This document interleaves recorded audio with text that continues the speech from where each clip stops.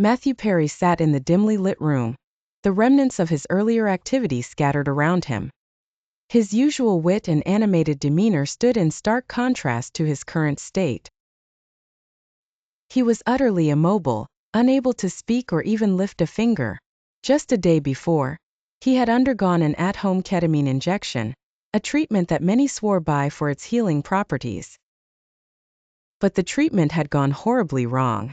According to unsealed documents from the Department of Justice reviewed by E! News, Matthew had an adverse medical reaction that left him in this paralyzed state. The clock ticked ominously. Each second felt like an hour as he struggled internally, his mind racing with thoughts despite his physical confinement. How had it all come to this? The irony was palpable. He was known for his quick comebacks and lively presence, yet here he was, a man trapped within his own body. Outside, the world continued to spin, clueless about the agony he was enduring.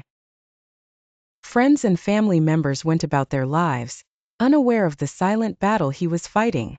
His home, usually filled with laughter and conversation, now echoed with a deafening silence. The medical team had been alerted, but their arrival felt excruciatingly slow. Time was a cruel tormentor, each tick of the clock a reminder of his helplessness. His mind continued to race, oscillating between hope and despair.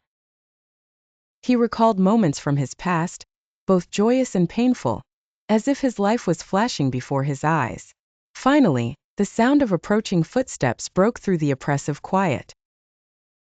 The door creaked open and paramedics rushed in. They found him there, a once vibrant soul now a prisoner to his own body. Their faces were etched with concern as they assessed the situation. The treatment for his condition would be complicated, requiring immediate medical attention and intensive care. As they worked to stabilize him, they were acutely aware of the fragile line between life and death.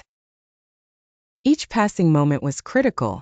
Matthew's eyes, the only part of him that could still convey emotion, brimmed with a mixture of relief and apprehension. The road to recovery would be long and arduous, but at that moment, the glimmer of hope was enough. He was not alone anymore, and sometimes that made all the difference.